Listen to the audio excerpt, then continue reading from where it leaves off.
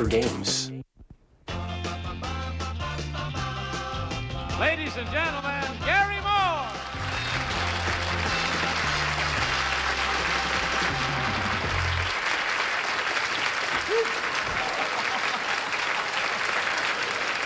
Hey there, fellas.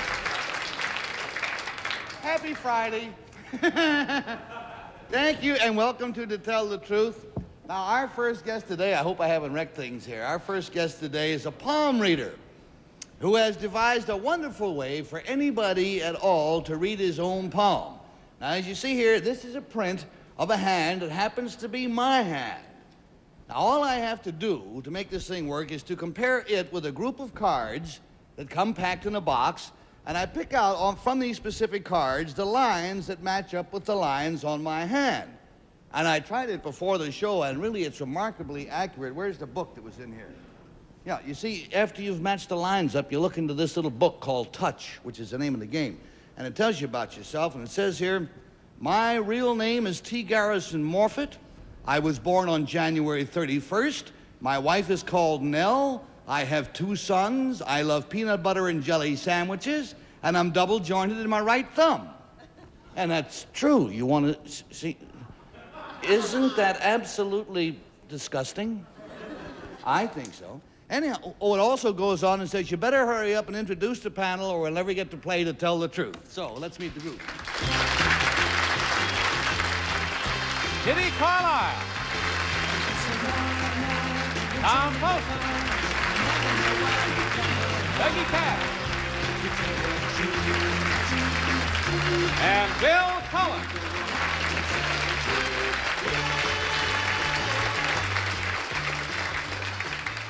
Well, I hope I didn't disturb things up here, but I don't think I did because we're going to use them a little later on. But now let's meet the lady who can read hands. Oh, I love that. Number 1, what is your name, please? My name is Maxine Field. Number 2. My name is Maxine Field. Number 3. My name is Maxine Field. All right, panel, our job is to find out which one of these 3 ladies is indeed Maxine Field, and let's listen to her efficomen. I, Maxine Field, analyze hands. I am not a fortune teller, but a scientific analyzer of hands. I not only read the head, heart, fate, and lifelines, but can make judgments based on the general shape of the hand, the curve of the thumb, the smoothness of the knuckles, or even the way a certain individual uses his hands. Actually, this study is becoming more scientific. It is being used more and more by doctors as a diagnostic tool to reveal congenital heart problems or genetic defects. However, hand reading can still be fun. I have devised a game which makes it easy for anyone to learn. The game is called Touch, and it includes cards showing the different kinds of lines in the hand, as well as the different hand shapes. Using the cards from my game of Touch, today I will read the hands of the panel. Signed, Maxine Field.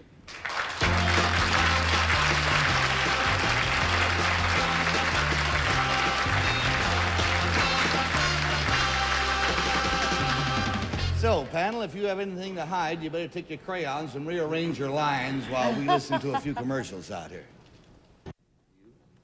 Now, panel, remember that these 3 ladies all claim to be Maxine Field, who can read hands, and we'll start the question with a lady who said, oh, goody, as soon as the whole thing started. Peggy, let's go with you. Thank you. You know, believe it or not, I have the game Touch. It's really fun. Now, number 3, how can you tell a genetic defect from the hand?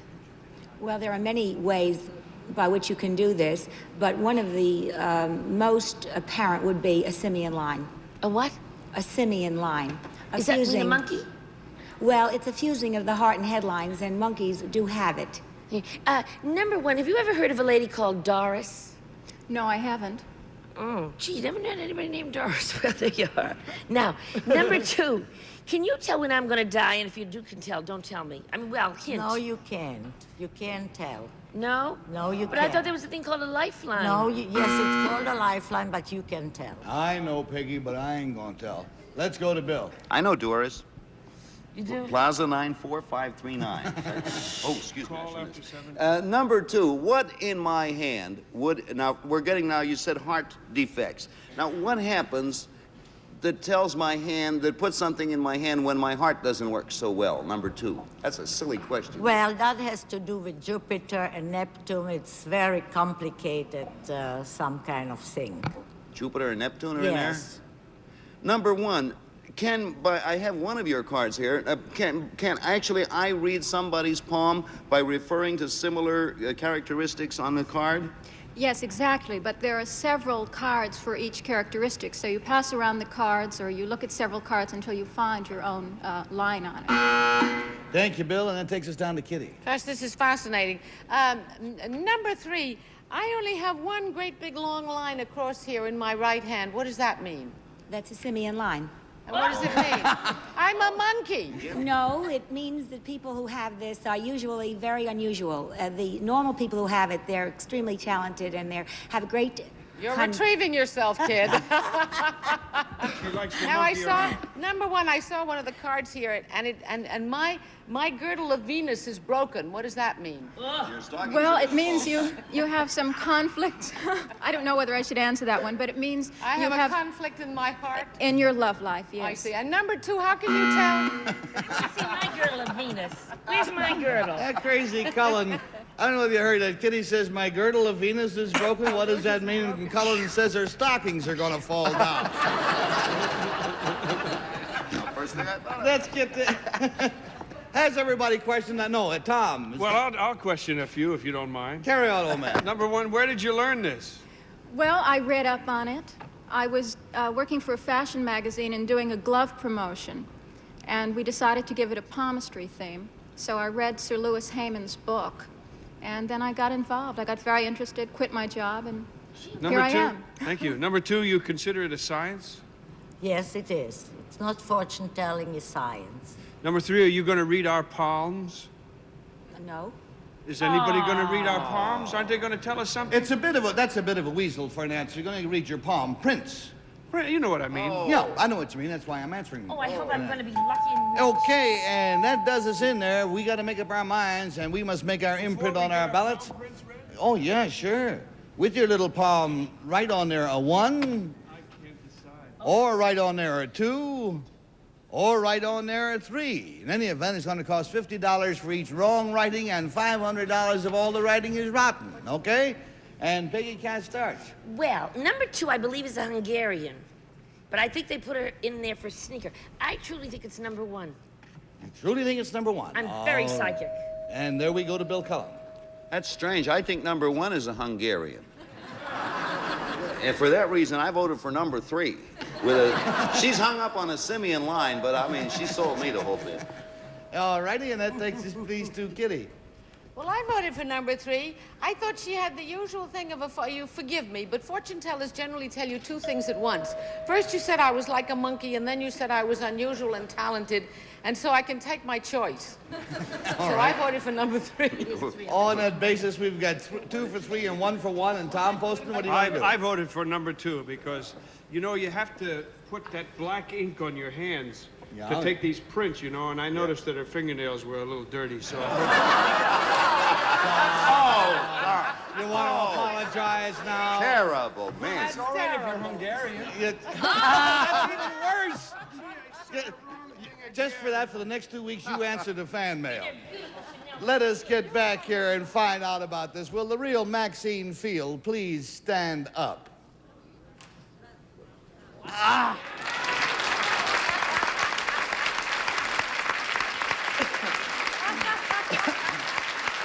Maxine, we'll be back to you for your revenge in a moment. Let's find out about number 1. Number 1, what is your real name, please, and what do you do? I'm Charlotte Lipson, and I'm with Yardley of London, the cosmetics company. And number 2, oh, you got one wrong vote. What is your real name, please? My name is Josephine Romflaat, and I don't do nothing. Isn't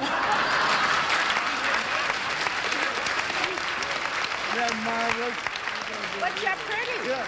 You know what's funny is I do the same thing she does, only I get paid for it. He's more fortunate than... Now, Maureen, I understand that as well as analyzing hands, you have something to do with hand care, beauty care for your hands. What is that? Yes, I'm a consultant with Cheeseboro Ponds for their new hand lotion. And actually, what I do is hope to make women love their hands and use them more. Well, we'll find out whether or not the people love their hands, but if you'll join me here center stage, we're going to read some palms and over here. Okay. Now, I think this, I don't know, I'm not sure whose that is. Who is that? That's Kitty's. That's Kitty. Right. Now, Okay. Kitty said I only saw one of her hands, and if she has a simian line, actually, I'm a hand analyst, I'm not a fortune teller, but actually, a simian line, people do think of it as being belonging to a monkey. But normal people who have it have an extremely brilliant, artistic, creative bent, and they have an agonized kind of sadness to them, and that's what I meant. It really wasn't, you know, both ways. You have a beautiful star of Apollo under your ring finger, which shows a gift for languages. You'll always be in the limelight. If you're not in the limelight, you'll be with people who are. You had an almost complete idyllic situation. You've had 3 great changes in your life. One was rather sheltered and rather involved. Then something happened where your life and your fate, you had something that most women would want, a great, beautiful harmony. It's ended, and now you're on to something else, and you're starting something new. You are a battler, and you're quite a strong lady, and I admire you. It is so close, thank it's you. breathtaking. You got to give me goose flesh. Now, we're going to have to move, All right, along this is Tom's. I know it immediately. Now, Tom has a rather, he could have been a lawyer. He's very hung up on logic, and he is really a romantic. He's in love with the idea of love. He wants to be in love, but he doesn't like the reality of it. And this is, he can be tremendously hurt through women. This is his one Achilles heel, and I think he has been. But you know, it's been kind of rough for him up until now, but you know, later life will be much more fortunate. You're onto something very good and will continue to be. You're a man of many parts. You would have made an excellent lawyer. You're a very bright man. Tom called Doris, Plaza 60973, whatever that is. And this is Peggy. Now, Peggy wouldn't take the $2 and run. Not only wouldn't she go, she'd hit the guy with her purse. She does have a line of intuition, very, very strong. She has a very, very strong headline, but it splits in a wide fork, so it means that she's so talented, she doesn't finish one thing before she's on to the next. She's extremely impulsive. She has a broken girdle of Venus, which makes her very emotional, and you know she really wants to be taken care of by a man. None of this woman's lived for her. She's a very feminine lady. Really. Well, then she's been fibbing a lot. But she's very possessive. She wants to own him, and she wants him to be her man, and then she'll do anything for him. But she's really quite feminine. Just change my mind. Yes. Don't call Doris, call Peggy. Bill. That's true. Yes, Bill, Peggy's pretty good to call. She's quite a gal. Now. That's a commercial. Now we have Bill. Now, I'd like you to notice all of these lovely people have had one thing in common, this separated small finger. But with Bill, it's way apart from the rest of his hands. It's remarkable. It wants nothing to do with the rest of the fingers. It's a graft. No, it tells me that some psychological bias was set up here. That there might have been some over emotionalism, or that he might have been too self-protected or protected as a child, or some kind of illness here. But this set up a psychological bias that this man wants to do everything himself. His way, he's tremendously independent. He wants nothing for nothing. He's marvelous around groups. He'd be very good in politics. He has a great, great feeling for people. He has magnetism. He can lead them. He's a We very... are out of time, Oh, no, go Chief. right on. No, we'll talk to you after the show. And a large hand for Marion Barrett. And friends, thank you so much for being with us on the television.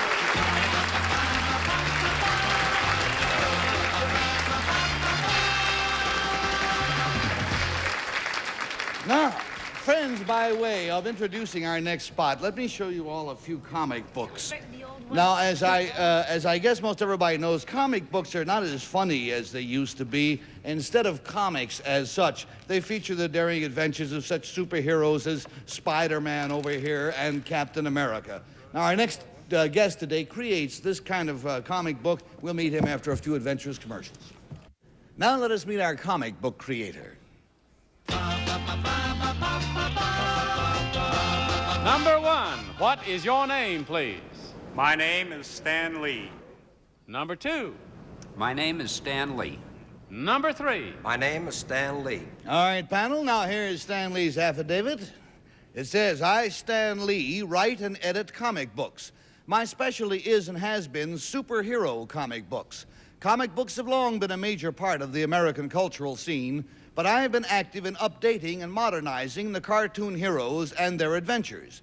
It used to be that the muscular He-Man with cape and mask had as their traditional enemies all kinds of creatures from outer space and from distant planets.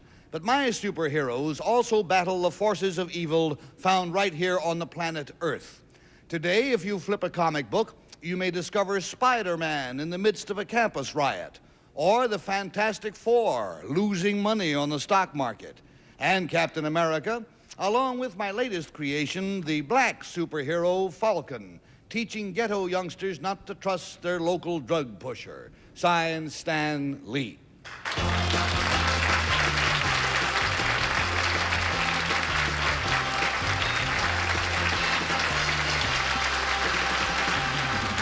And Tom Poston, what do you want to ask? I presume, number 3, that when it says you write and edit them, you don't actually draw them. Is that No. correct? Number 1, Stan Lee, has that always been your whole name? Yes. In other words, it sounds like your name might have been Stanley something, and you... Well, it is Stanley Lee. Really. Stanley Lee. Thank you. Number 2, who asked you to write them in the first place? Instead of, didn't traditionally all the artists wrote and drew their own things at the same time, didn't they? Yes, they did originally, but after a while, they got too busy to do their own stories, so the writers began to do them. Thank you. Thank you, Tom. That takes us to Peggy. Thank you. Number 1, who's Captain Midnight? He's another cartoon character. Thank you. And number 3, in a very big popular movie, there was some guy called, I think, Captain America. Do you know what movie that was? I don't remember the name of the movie, but that Steve Rogers played that part. Thank you. Now, number 2, who draws Peanuts? Charlie Schultz. And number 2, who draws Blondie? Chick Young, I believe. And number 1, Peanuts always comes out in hardcover. Is that the only comic book that's really always produced in a hardcover before it goes into paperback? Oh, no, there are others that have been produced. Number 2, how much money is... And from Peggy, we go to Bill Collins. Number 2, these comic books that you're talking about, do these like Captain America, he's in a comic book. Is he also in a regular daily strip in the newspapers? No, he isn't. Number 3, are there any comic strips other than Peanuts that you read daily in the papers that are a success in comic books? Not generally. Number 1, I had a favorite when I was a kid, Tilly and Mac. That was good. Tilly Mac was good. Tilly and Mac, and then it was Dagwood and Blunt. Number 1. Welcome to the Medicaid show. Yeah, I'm not that old. Number 1, did you have a favorite comic book when you were a kid, or a famous comic character?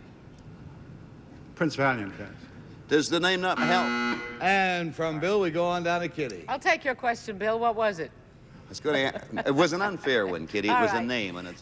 Number 3, it says here that your heroes battle the forces of evil, and the Fantastic Four lose money on the stock exchange. Do you believe that the stock exchange is a force of evil?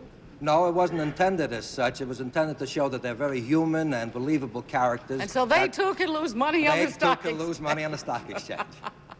Number 2, do you believe that it's bad for children to learn how to read comic books, or do you think it gives them a taste for literature that, you know, better read comic books than nothing? Oh, the's no doubt about it. Better read comics than nothing. Comics are actually very well written Thank you. today. Number 1, does Mr. Cap write his own captions and do all the well, what have I said wrong now? Al Cap. Yes. Does he do everything himself, right? And he does.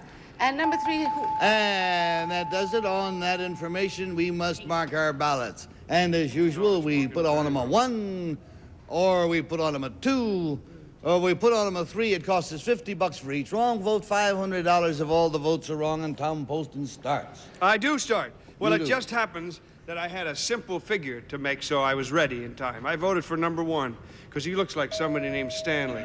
All right, and Peggy? I voted for number 2 because I think he's cute. Hey there, forget Doris. Call Peggy. Here you go. Got 1 and 1 and 2, and Bill Cullen and what? Well, I voted for number 2 for another reason. Yeah, actually, That's what he says. I voted for number 2 because he came up with a lot of names of artists, comic strip artists. And I had a great question, but I didn't have time for it. Okay, So I it's voted for 2 number for 2 and 1 for 1, and we go to Kitty. I voted for number 1 because I think he looks like Prince Valiant. And on that basis, you've got, there we go, Will the Real. Stan Lee, please stand up. There's Stan Lee.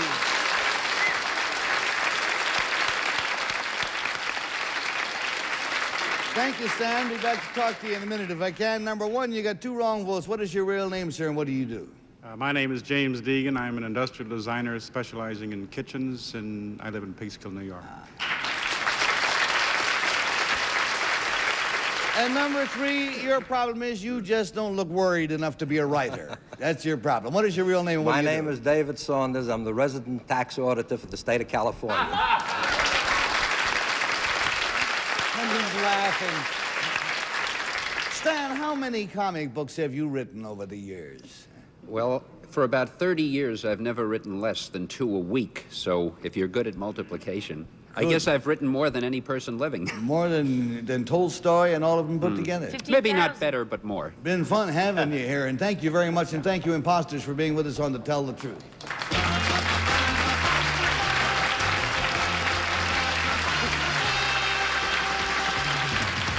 What's better than just watching? Playing along like these current leaders over here. So log on to gsn.com and join the fun. Well, Tom, we can't call it a week without saying what a joy it was to have you back with us, Tom. Here, here. And panel and friends. That's very nice of you. Thank you, Gary. It's a pleasure to be here. And good night, Doris. Wherever you are. Hi, Doris. Good night, everybody. We will see you come Monday. In addition to the cash awards, our central characters today will receive Terra, a Terra-Cell wig, shaggy back, side temples, bangs, and a crown of curls, an easy care 100% monocrylic wig from Terra-Cell. Transportation and other considerations provided by Chevrolet, featuring the 1971 Chevelle, America's most popular midsize car. New bumpers and grills, same solid, dependable performance at a Chevrolet price. This is Johnny Olson speaking for To Tell the Truth, a Mark Goodson, Bill Todman production.